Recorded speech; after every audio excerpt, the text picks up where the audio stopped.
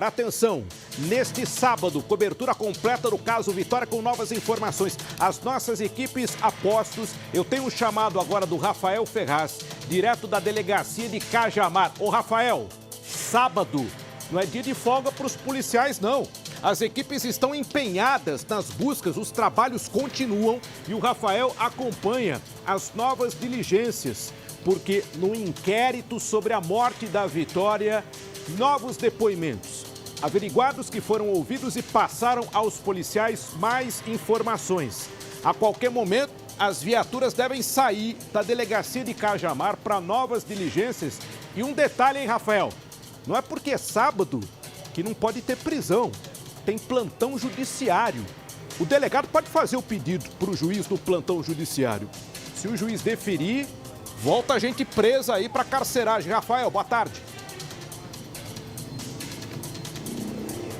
Exatamente, inclusive a Record também não para, está de plantão durante todo esse final de semana, Tiago, para a gente atualizar sobre o caso Vitória ponto a ponto. Agora, eu trago uma informação para você. Durante toda essa semana, o Balanço Geral noticiou que a polícia já estava avançando sobre a investigação daqueles 10 aparelhos celulares que foram apreendidos. São itens que pertencem a suspeitos de participação no crime e a polícia descobriu mais uma informação a partir desse software israelense que chegou ao Brasil, então, para ajudar a polícia paulista. A polícia então encontrou no celular de Michael uma informação, mais uma pesquisa, como cortar a garganta de uma pessoa.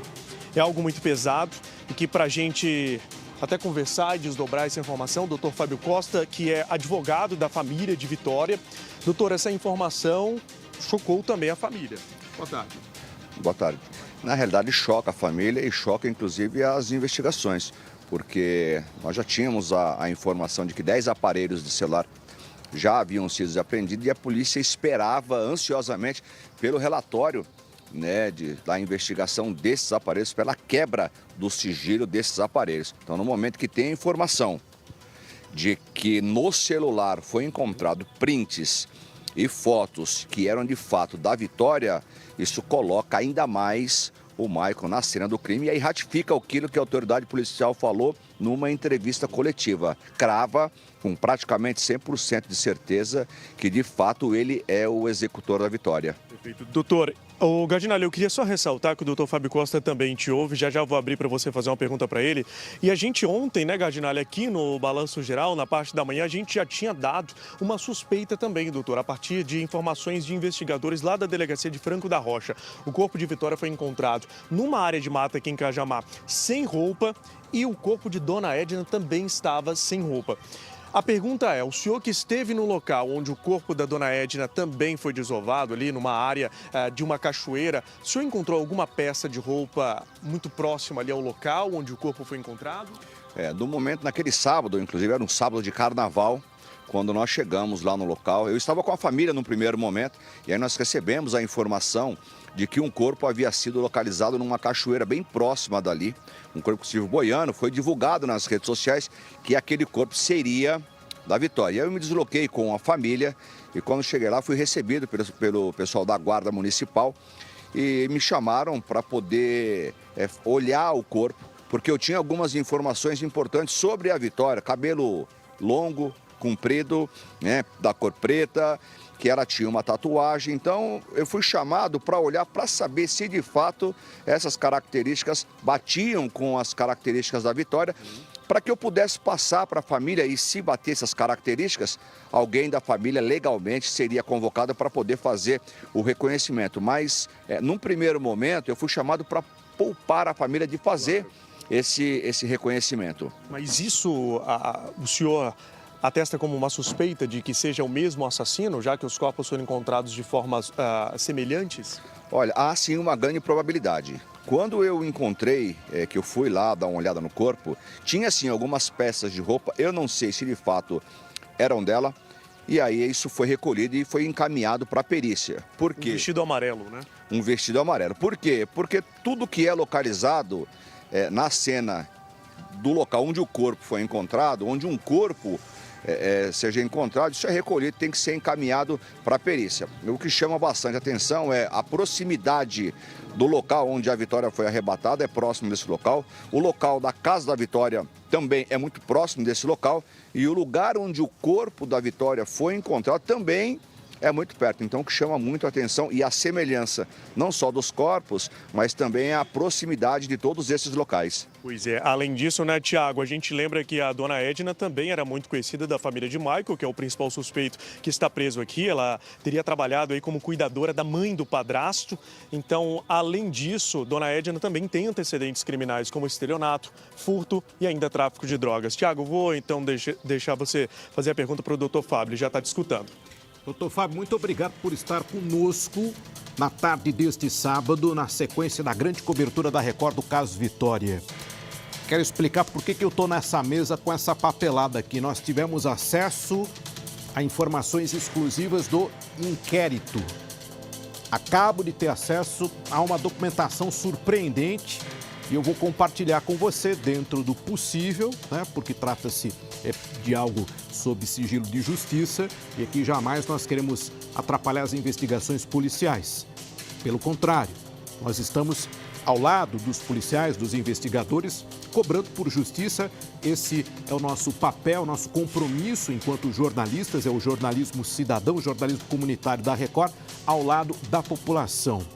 Doutor Fábio, no avanço das investigações, a pergunta que eu faço ao senhor é sobre as informações que foram levantadas nos celulares. Né? Me parece que essas informações das trocas de mensagens que aconteceram, e são vários celulares, nós não podemos citar aqui os proprietários desses aparelhos, mas além do celular do Michael, que está detido, outros celulares apreendidos trazem informações, né, revelam informações importantes sobre essa troca de mensagens. Doutor Fábio, o que o senhor já sabe do que foi levantado das trocas de mensagens que possam incriminar outros envolvidos no crime, além do Michael, que já está preso? Uma boa tarde ao senhor.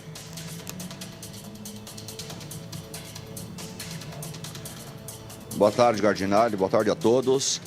Sim, de fato, celular do Michael apreendido e mais 9 aparelhos. Num total de 10 aparelhos de celulares apreendidos. Esses aparelhos foram encaminhados para a perícia para passar por um scanner, né, que é aquele sistema israelense que faz a coleta, a extração de todos os dados armazenados no celular, inclusive dados, mensagens e fotos que foram apagadas anteriormente. Esse sistema é muito avançado, chamado Celebration, ele faz a extração de todas essas informações do aparelho de celular. Pois bem, é feito um relatório em relação a cada aparelho e depois um cruzamento de informações dos aparelhos, um cruzamento das informações que foram colhidas nesses aparelhos e a informação que eu tenho até esse momento. Lógico, eu tenho mais informações, mas no inquérito que está sob absolutamente sigilo, o que eu posso dizer é que há sim relação entre essas pessoas, entre os proprietários desses aparelhos, há sim uma relação com o Michael e com a morte da Vitória. A polícia já teria feito um cruzamento dessas informações e com o cruzamento eles tiveram um resultado que pode sim, em alguns dias, chegar em outras pessoas, Thiago. Cruzamento de informações importantes, dados levantados nessa troca de conversas através do celular. Nós tivemos acesso aqui a esse inquérito, as informações que estão no inquérito policial. Inclusive, eu estou tendo o cuidado de separar aqui algumas informações que dizem respeito a 2 suspeitos que devem ser presos ainda neste final de semana, pela ligação que eles têm com o Michael, e de informações que eu posso passar a você, por exemplo, do detalhamento, pela primeira vez, o detalhamento do último deslocamento conhecido da Vitória. E a informação que eu tenho aqui é que, por volta de 00:30 do dia 27 de fevereiro de 2025, enquanto a Vitória retornava do seu trabalho, ela parou de realizar contatos com amigos e familiares. E foi nesse momento em que o seu celular aparentemente desligou e parou de receber mensagens e ligações. Atenção, essa informação que está no inquérito policial é baseada naquele levantamento que foi feito pela polícia. Os policiais, os investigadores, solicitaram à operadora de telefonia o rastreio e as informações das torres que fazem a cobertura desse perímetro aí de Cajamar, por onde circula a linha de ônibus. Aí segue a informação. A equipe mapeou o trajeto da adolescente da rua Jean Anastácio Coveles. Que endereço é esse? Esse é o endereço do shopping onde ela trabalhava. Até a residência dela, que fica na rua Pedro de Toledo, 834, Ponunduva, Cajamar. A casa da família. Então, o rastreamento feito nesse trajeto. Eu estou até grifando esses que são os pontos principais do inquérito que está aqui nas minhas mãos. Então, atenção. Foi verificado que a Vitória utilizava 2 ônibus para chegar à sua residência. Ambos da empresa Urubupungá. Inclusive, a empresa foi ouvida, também forneceu informações. O primeiro partiu do local do trabalho da vítima e deixou o ponto que fica na Avenida Professor Walter Ribas de Andrade, 555. Esse foi o primeiro ponto que a Vitória entrou, lá na Walter Ribas de Andrade. E depois o segundo, que faz a linha 930. Ele pegou a Vitória nesse ponto para levar até o ponto mais perto da sua residência, que é conhecido como o ponto do Pepo Bar, que é referência em função de um comércio que tem ali ao lado, na rua Pedro de Toledo, 834. O que diz o inquérito policial?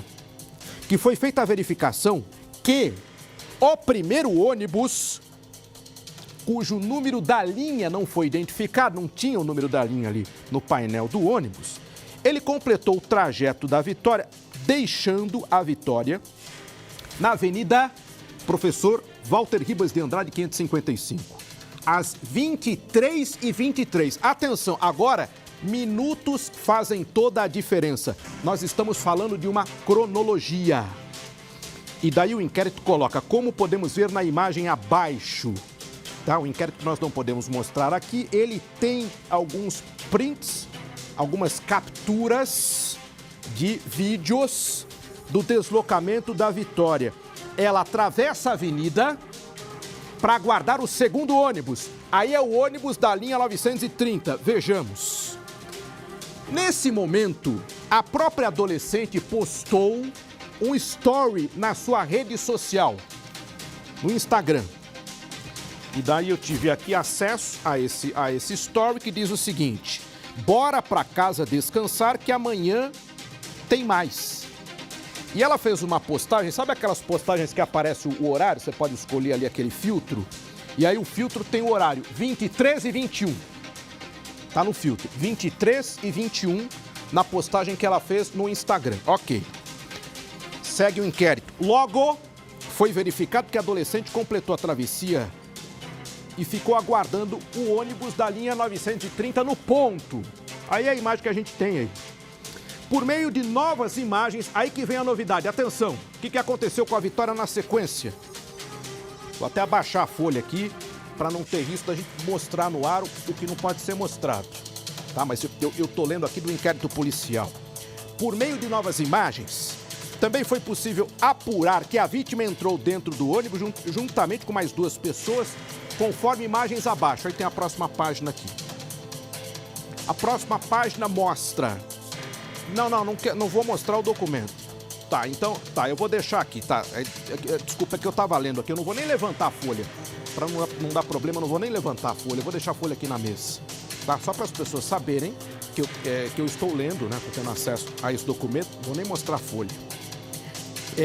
São 2 fotografias, então eu vou descrever para você. Tá? Uma é a cobertura do ônibus por trás. E a outra é o momento que o ônibus chega e tem uma imagem pela frente. Por meio de mensagens, a adolescente comunicou à sua amiga. O nome da amiga a gente pode dizer, melhor não. Aquela garota que conversou com ela. Tá bom, também não vou dizer o nome dela. Começa com G. Que havia entrado no ônibus, então ela informou a amiga que ela entrou no ônibus à meia-noite. Informou a amiga que um dos rapazes que estava no ponto de ônibus com ela também havia entrado no mesmo ônibus. E daí aquele print das mensagens que nós mostramos aqui. Tudo bem, isso é público, isso foi mostrado. Considerando o apurado, solicitamos, isso daí é a polícia que está dizendo, solicitamos a Urubupungá, que é a aviação, por meio de telefone, as imagens dos ônibus da linha 930, a fim de identificar as pessoas que estavam no mesmo ônibus, sendo adiantado via telefone pela controladora. Aí tem o nome da moça, também não vou citar, é a moça que trabalha na aviação. Você está entendendo? Olha o caminho percorrido pela polícia.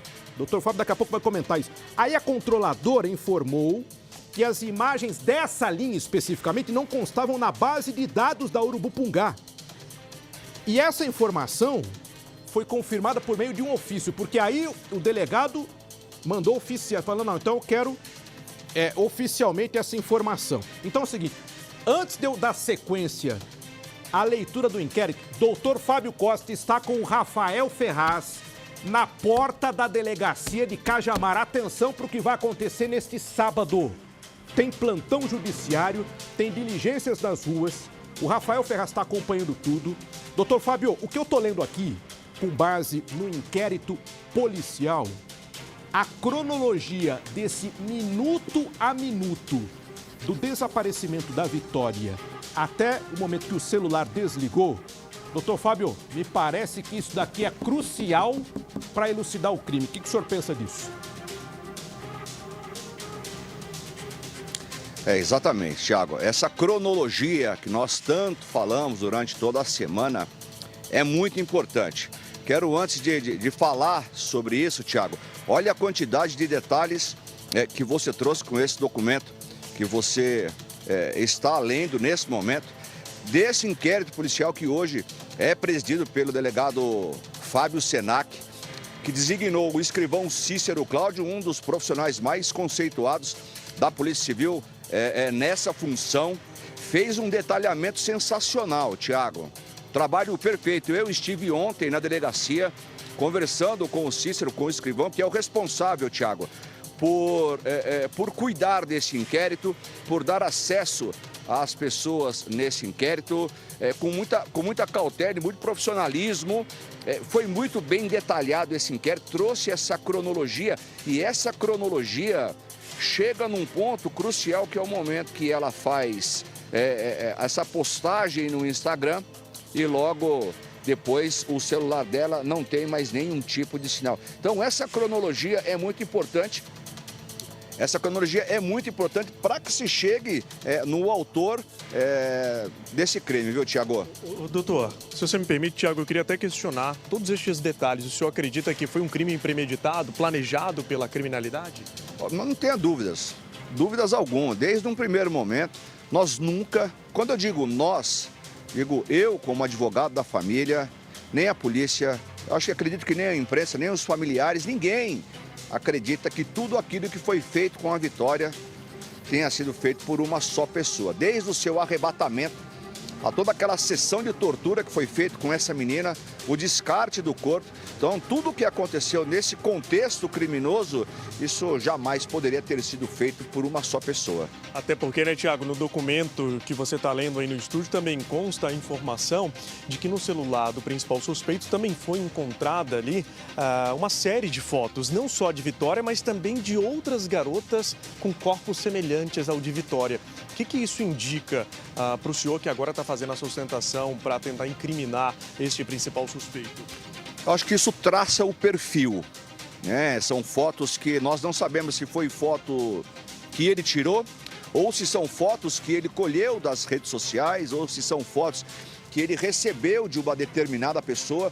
Mas fato é que essa quantidade de fotos assemelhadas com a aparência da Vitória, isso é muito importante para que você trace o perfil. Lembrando que se for comprovado que o Maicon, ele é de fato o executor da Vitória, ele vai responder no tribunal do júri. Quem fará o julgamento deles são as pessoas e a própria sociedade. Então é muito importante você traçar esse perfil criminoso para você levar isso para um plenário do júri e sustentar, de fato, aí uma acusação e uma condenação. Chamado júri popular, né, Tiago? Agora tem um detalhe muito interessante da gente falar, Tiago, porque o corpo de Vitória também tinha sido encaminhado, você lembra, lá para o Instituto Médico Legal, que fica no centro da capital paulista, e este exame deve sair em no máximo aí 30 dias desde o momento, né, em que este corpo passou por uma perícia. Inclusive, para saber se existe, Tiago, algum material genético dentro do corpo de Vitória que pertence a essas duas pessoas, pelo menos, que teriam abusado sexualmente da jovem de 17 anos, da Tiago. Não, e aí, Rafael, é a dinâmica do que aconteceu dentro do imóvel do suposto cativeiro, lá o 810.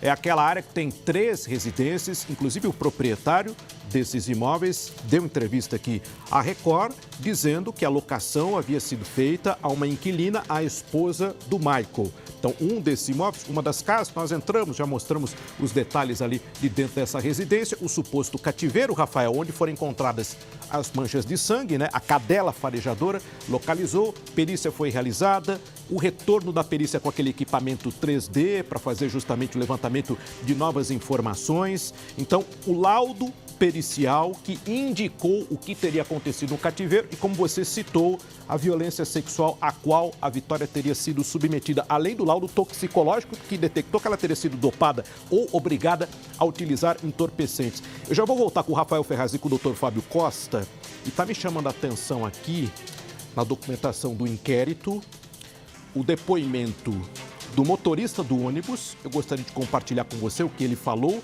e de um rapaz que desceu do ônibus 00:30 em um ponto chamado Ponto da Guarda e ficou na pracinha por cerca de 20 minutos. Esse rapaz teria sido o último a ver a Vitória viva, a ver a Vitória dentro do ônibus. Essas duas informações eu trago na sequência. Fique conosco aqui na Record, a cobertura completa do caso Vitória em um dos pontos mais cruciais da investigação e da nossa grande cobertura jornalística.